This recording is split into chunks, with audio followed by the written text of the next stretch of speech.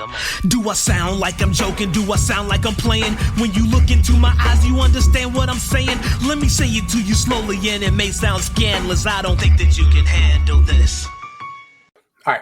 Once again, we are on. I am the Mojo King. He is the great Mike Steph, and we are Hidden Gems Football, brought to you by the mighty 19 Media Group. Welcome to the preview of week number 16 of the NFL season. Before we start, I'd like to thank you, yes, you, whether you're watching on YouTube or listening to on your favorite listening platform. Thank you for being here with us. We survive, we thrive because of you. Please like, subscribe, comment, and most definitely tell a friend or two. Also, before I kick it to my man, Mike Steph, I'd like to point out that Gimmick, Infringement, and The Baseline are both up for the Sports Podcast Awards. Hopefully, I'll put a link in the description below. You might want to check them out and maybe give them a vote. Or two, or three, or four. 2 or 3 or 4. Support us first, then support them. They're all right. All right, Mike Steph, how are you today? I'm doing okay. Getting ready for Xmas. Which we're just trying to get to these last couple days, and got all my shopping out the way. The kiddies and the wife should be very, very, very pleased when they go under the Christmas tree. That is not up. Yeah, go figure. But besides that, I'm just trying to espouse and trying to put awareness of that Santa ain't real. I'm sorry, Santa ain't real. No, yeah, I know. Shoot, I'm sorry. I'm not trying to give some fat man in a red suit with some fake beard the present for what I do 364 days a year. I'm sorry. So yeah, the cat's out of the bag. Santa isn't real. But besides that, I'm doing great. How about you? Okay, 2 questions. Well, first of all, comment. Me and my little man saw Santa driving by a couple weeks ago with playing music, Christmas music, and waving at folks. That was definitely Santa. Number two, why did you say 364 days? What happened the other day? The other day is my day of rest. Everybody needs a day of rest. Shoot. So 364 days. That other day, I don't care if I'm resting or not. Santa ain't getting the credit for that. Yeah, I know it's kind of barbaric, but so what? Santa ain't real. Santa Claus is coming to town. No, he ain't. Sure. I don't got no chimney.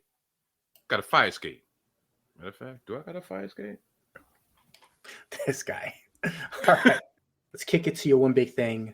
My one big thing actually has something to do with Santa Claus to a certain degree, or should I say having hopes, a big balloon of hope and promise, pop by a needle, pop by a pen, pop by a lying piece of, being the fact this is a Christmas show, I'm going to, leave the explicits alone. But my one big thing has something to do with, actually not something, has to do with Aaron Rodgers. Yes, I know. You see, I got my Jets in the background because that's where they belong. They belong in the background. I'm not talking about these dudes for the last three weeks of the season, except for this one big thing. Aaron Rodgers, I believe yesterday, and tell you the truth, today made it official that he will not be coming back for the rest of the season, coming off his Achilles tendon rupture, Achilles tendon tear, even though every week in and week out, he would go on the Pat McAfee show and he would put the illusion of hope, the piece of a possibility that he was going to come back if the Jets were still in playoff contention. But guess what? After a 30-0 loss in Miami, in South Beach, the Jets were officially eliminated from the playoffs. Do you know that, quick stat, do you know that out of the 32 teams in the NFL going into this upcoming week, 26 teams are still potentially in playoff contention? That means there's only 6 teams in the whole league that pretty much they can wrap it up for the season. And guess what one of those teams are? My New York Jets. After such a season of hope. But anyway, it comes down to this. I was a detractor of Aaron Rodgers when he was on the Green Bay Packers. I'm not going to lie. Then when he came to Gang Green, of course, I'm going to welcome him into the fold. I'm going to be one of his acolytes, if you will. But him dangling this carrot that there's a possibility that he was going to come back, effectively crippled the rest of the team, effectively crippled the franchise, because it left them unable to find suitable replacements that could have kept this team in the playoff hunt. 26 teams and we're not one of them. Did they bring in somebody with a little bit of cachet while Aaron Rodgers was still dangling this carrot? Did they bring in a backup quarterback that could possibly win them a couple games, that actually could possibly play the position correctly, competently, if you will? While Aaron Rodgers was still saying, if there's a chance, almost like Dumb and Dumber, you're telling me there's a chance. You're telling me there's a chance. Well, today ended that chance because he's not going to be activated. He had a 21-day window to be activated. Yeah, he was practicing, quote unquote, rehab. Yeah, he was snagging one-handed interceptions in practice. I don't believe that for one bit. Going into this offseason, I don't know what's going to happen. I don't know what Aaron Rodgers is trying to prove. I mean, look, don't get me wrong. I commend his hard work. I commend his stubbornness on trying to prove the naysayers wrong. But in reality, he just let the Jets become the laughingstock that a lot of other fan bases look at and laugh at. So, yeah, this is my convoluted one big thing, because I'm at a loss for words when it comes to my Jets. And like I said, that'll probably be the last time I utter the letters Jets, Jets on this podcast for the rest of the season. Yeah, that's my one big thing. Back to you, Mo.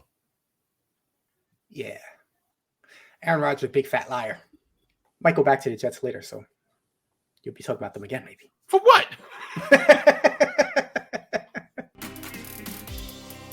Welcome, everybody, to the Gimmick Infringement Podcast. I am Brad Winchester. And I am Tyler McDowell Blanken. Join us every week on GI, where we talk about what happened in pop culture, our lives, and most importantly, professional wrestling.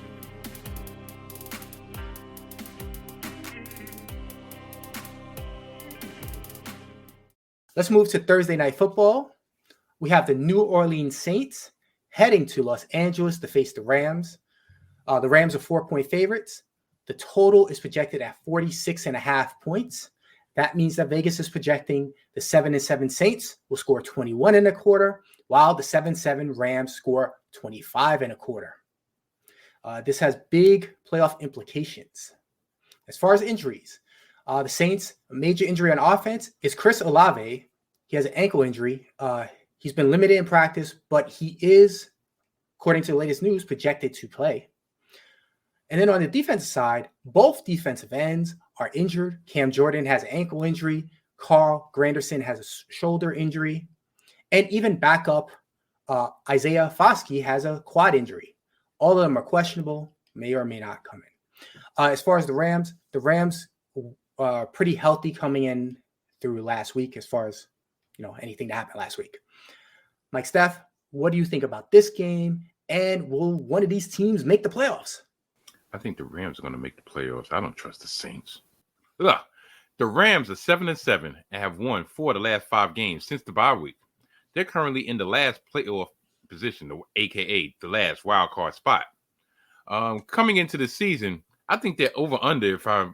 If I remember correctly, when we was doing a preview, is like under 7 wins. They've already got those 7 wins. Running back Kyren Williams has been on a tear the last 4 games, averaging 124 yards per game on the ground. Rookie sensation Puka Nacua has slowed down a little bit, even though he was on a prolific tear, but he slowed down a little bit, primarily due to the resurgence, or should I say the return of Cooper Kupp, and Stafford realizing that, oh, Cooper Kupp's back? Guess who I'm going to throw to? I'm going to go throw to Cooper Kupp. Do you know how dynamic this team would be if Stafford didn't have this love affair with Cooper Kupp? Now, it might please all the fantasy owners, but you have pretty much 2 Cooper Kupps. You got Nacua and you got Kupp. Utilize them. But listen, 4 out of 5 wins, evidently doing something right. Now, when it goes to the Saints have won their last 2 games to get back to the record of 7-7, and they're in the hunt for the playoffs themselves. But, they've beaten their opponents by combined 54-12 the last 2 games. But do you know those 2 wins have come against the Carolina Panthers and the New York Giants? The G-Men. Plus, do we really trust Derek Carr to come through when it's needed? Yeah, all right. So, with all that being said, Saints. No, I'm not picking the Saints for the money line. They ain't covering. So pretty much it would be the Rams -4. Yeah, take that to the bank. Of course, Rams money line, because if I'm picking them for -4, that means they're gonna win. And that over under is at LA. I'll go over. All right. Yeah, short and sweet. Well, I'm pretty much with you. Kerwin Williams, he is averaging more yards per game than McCaffrey at this point. Interesting stat. Yes, interesting stat. I think Nakua, of course, Cup's been the main reason that he's kind of slowed down, but also Nakua's been kind of banged up here and there. He keeps playing. He's been playing through all of it, but that might be part of it. Like you said, the Saints have won their last 2, but not against impressive teams. Meanwhile, the Rams have won 4 of their last 5, and their offense is really clicking. The Saints are tied for the lead for the NFC South with Tampa Bay, with Atlanta just 1 game behind. So this game is crucial for the Saints. It's crucial for the Rams too, because either team goes 7-8 and their playoff chance really diminish. I just like how the Rams are playing, so I'm with you. I think Rams -4. The over-under becomes really interesting to me because the Rams have been scoring. The Saints have been kind of scoring too, oddly. But you would think that the Rams are going to run a lot because that seems the way to win this game. I think I'm leaning over. I probably would not bet the over-under at all. One point about Kerwin Williams, he did fumble twice last game. So if he puts the ball on the ground again, it's going to be really interesting to see what they do. Got to keep on feeding him. I mean, listen, even though, I know it's which goal. You don't want to turnover prone running back, but look at what's happening in Buffalo. You had Ken Dorsey move away from James Cook because he kept on putting the ball on the ground. And once they did the switcheroo and put Joe Brady in there and start giving James Cook the rock, James Cook been cooking. Pardon the pun. Well, I agree with you on that. I also don't know if they really need to fire the offense coordinator because it wasn't his fault. Yo, what's up? I'm Desmond, and I'm the host of Hip to the Games, a podcast from 19 Media Group, where the brilliance of basketball and hip-hop's past and present is genuinely appreciated. Join me every other Friday as we celebrate some of the greatest artists, albums, moments, songs, bars, punchlines, NBA teams, players, just anything and everything to do with the game of rap and the game of basketball. See, if you like basketball and hip-hop, that means you're hip to the games. But no matter where you fall on that spectrum, I encourage you to join the fun every other Friday on your favorite podcast platform, courtesy of the great 19 Media Group.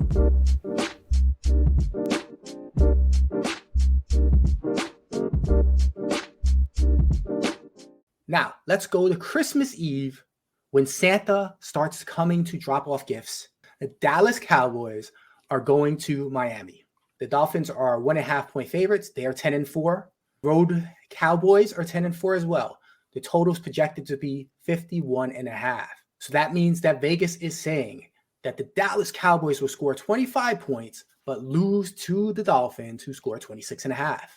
As far as injuries, Dallas guard Zach Martin has a quad injury, and defensive tackle Jonathan Hankins has an ankle injury. Both are questionable.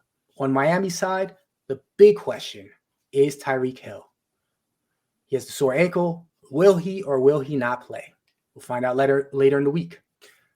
On the defensive side, cornerback Xavier Howard, safety Javon Holland, and other safety Deshaun Elliott, all starters, all questionable to play. Mike Steph, what do you think of this game? This is the teams that are right below the top teams in each conference.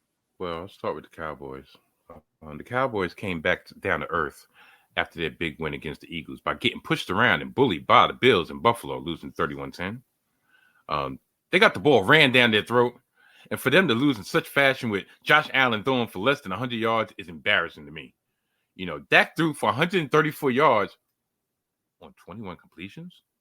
Like they're 3-4 on the road and 1-3 against teams over 500, i.e., winning teams. So that 10-4 record is a little bit, a little bit clouded, a little bit skeptical. But regardless, they're 10-4, and as Bill Parcells says, you are what your record says you are. Yet, with all that being said, they still lead. They're still in the lead in the NFC East due to the Eagles skid reaching 3 straight losses themselves. Now, going over to the other end, the Dolphins erased the bad taste in their mouths from coughing up a 13-point lead with less than 3 minutes to go on that fateful Monday night against the Tennessee Titans by demolishing my beloved, those guys, the Jets, 30 to zip, and knocking Zach Wilson out of the game due to a head injury. But they have even worse record against teams over 500, i.e., winning teams, at the record of 0-3. So normally I would say this is another edition of the underachieving bowl. But being the fact that both these teams whoop my team ass, whoop my team butt, I really can't really throw any type of shade against them. So I'll just get to the prediction. Dallas, I don't have no real grudge against Dallas except for the fact that they never do what they do. So Dallas, I'll go Dallas plus 1.5. So I'm not saying they're gonna win, but that's pretty much a pick 'em. So F it. Dallas plus 1.5. Dallas money line over under. I'm going under because why not? Yeah, this game is really tight. Both of these teams are coming in pretty hot, winning 5 of their last 6. Dallas got kind of embarrassed by Buffalo last week, but Buffalo is a team that can do that to teams on a week-to-week basis. They can beat the best of them and lose to the worst of them. So I don't really know exactly what to make of that. But as you pointed out, Dallas hasn't done well on the road. Dallas hasn't done well against good teams. I'm stunned that you did not say the word I was waiting for you to say. Fraud? That was it. I was expecting you to call this the Fraud Bowl, and you didn't. I was trying to use some type of decorum, even though I slipped. What's interesting to me is that I always think that you kind of go overboard with the fraud thing a little bit, but whoever loses this game is going to get that moniker around the nation, aren't they? Neither one of these teams have really shown the ability to really deal with the step up in competition, but Dallas did beat Philly and kind of started them on their skid. Actually, no, San Francisco started them on their skid. But regardless, Dallas did beat Philly. Miami still hasn't beaten a team with over. And all this hard knocks, which called hoopla with Mike McDaniel and Mike McDonald or whatever the heck his name is, and the way he rallies up the troops and throws the F-bombs out there and all that other stuff. Like, miss me with all that. Like, when they get into the playoffs and they win around, come holler at me. At least Dallas, for all their faults, all their warts, they've at least won a playoff game since Miami has. I think I'm going to take Miami because they're at home. And I think it's going to be a shootout. So I think I'm picking over. Over and the Dolphins. Riding with the favorites. I will say this. Part of the reason in my under was Dallas was proven that they could be run on, and Miami does have a good running game when they concentrate on the running game. So I think that would lead to the under. But at the same time, with the speed that they got, he could take one to the house and have that one play drive that Mike McDaniel, whatever the heck his name is, was touting on Hard Knocks. Yeah, I want that hit gems. And then A-Chain is one of the most explosive players in the league. So now, here's a little clip from Blueview 19. Are you ready to step up your style without compromising the planet? Introducing the exciting partnership between Blueview Footwear and the 19 Media Group Network. Just visit bit.ly/Blueview19 to start your sustainable style journey. Our friends over at Blueview Footwear are renowned for introducing the world's first fully biodegradable sneaker. By using plant-based plastics, they are leading a revolution in cleaner materials and manufacturing. They have sleek and contemporary styles that cater to a wide range of tastes. Blueview Footwear believes that fashion and sustainability can coexist harmoniously. Explore their incredible collection of eco-friendly footwear by visiting bit.ly/Blueview19. If you let us know you made a purchase, we'll shout you out on our next show. Again, just visit bit.ly/Blueview19 today, and you'll see the ultimate collaboration of fashion, sustainability, and media excellence. All right, let's move on to Monday, also known as Christmas football. See, and you say Santa isn't real. Santa's clearly brought the NFL to us on Christmas. Christmas falls on a Monday. We're going to give Christmas on a Monday regardless. I mean, football on a Monday regardless. I'm not giving Santa any type of credit. I'm not. Oh, the night game, the nightcap on Christmas Day is the Baltimore Ravens heading to the San Francisco 49ers. Both of these teams are a league best 11-3. Vegas has San Francisco, the home favorites, at 5.5 points, and the total projected at 46.5. That means that, according to Vegas, Baltimore will score 20.5, while San Francisco scores 26. As far as injuries, starting running back, newly appointed starting running back, Keaton Mitchell, is now on the IR, out for the season with the torn ACL. That means Gus the Bus is back in charge. Also for the Ravens, left tackle Ronnie Stanley has a concussion, and safety Marcus Williams is questionable with a groin injury. On San Francisco side, number 3 wide receiver Javon Jennings is in concussion protocol. And meanwhile, they have a litany of injuries to their starting lineup on defense. Tackles Armstead and Hargrave both were out last week and questionable, as is linebacker Oren Burks. All 3 of those guys were out last week. They may or may not be back this week. Mike Steph, this is the blockbuster game. As much as we sometimes make fun of the NFL scheduling, they did quite the job here. Who is getting the best present from Santa? So you start with this Santa. Listen, the Ravens have won 8 of the last 9, with their only loss in that span coming against the Browns, the Cleveland Browns, the interdivision rival, on a last-second field goal. Now, the 49ers, they have won all 6 games post-bye, including 2 dominating victories against the Jaguars and the Eagles, both of them being on the road. Now, since this is a home game, and the Ravens just beat the Jags on the road, this is really a toss-up, because part of me really wants to root for Lamar Jackson to win this game and really solidify the home field advantage that they currently hold in the AFC. But then at the same time, San Francisco is looking like a well-oiled machine. They're hitting on all cylinders, offense, defense, running game, passing game, like they're on one. And so I'll split the bit like this. I'm gonna go Ravens plus 5.5, but I believe San Francisco is going to win. I think it's going to be a nip and tuck battle.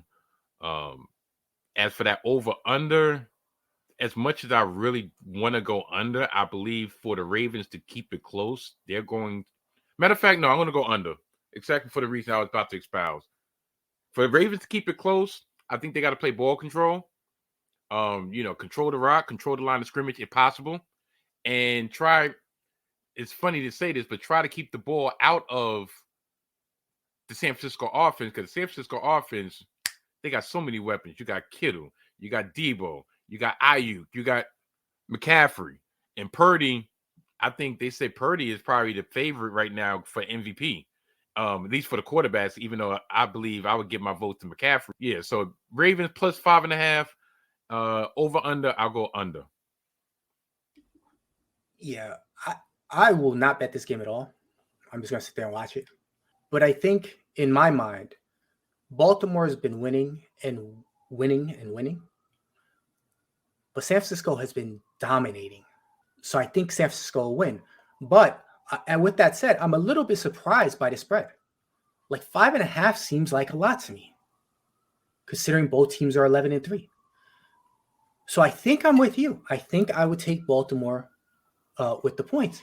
So I got Baltimore plus the 5.5. As far as the over-under, I think I go under. Again, this is a game that I don't like at all as far as betting. This is a game I'll watch. I don't know. Maybe I'll slip in a fantasy team or two.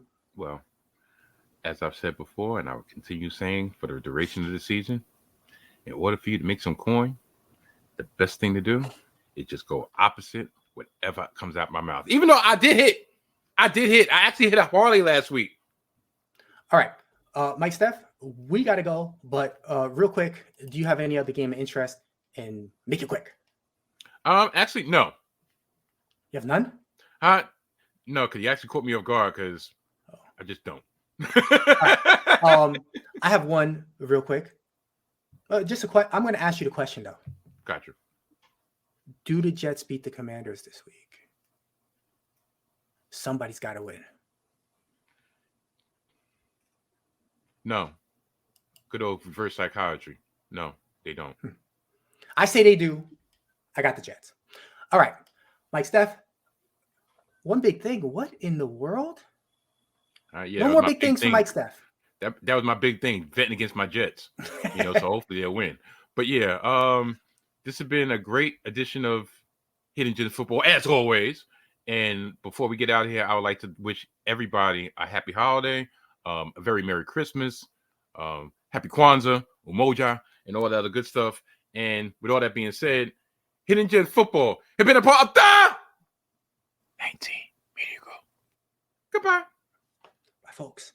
Like, subscribe, tell a friend, vote for Gimmick Infringement, vote for the Baseline, buy Mike Steph's album, and go listen to Mike Steph's podcast, The Salty Thoughts of Mike Steph. He curses more in it. Yeah, just remember, like I said, Santa ain't real. Mike Steph's going to get a lump of coal. This is a 19 Media Group presentation. Look, I'm feeling myself for sure. I was on 2 entities. Actually, in the last 5 days, I'll be on 3 entities on the new YouTube streets. So yeah, I'm feeling myself today. And you have an album out. Yeah, that too. Shoot, broke my heart. See, that was even an alarm. But like, stop bringing Santa up. Santa Claus are coming to town. Santa Claus are coming to town. Santa Claus ain't coming today.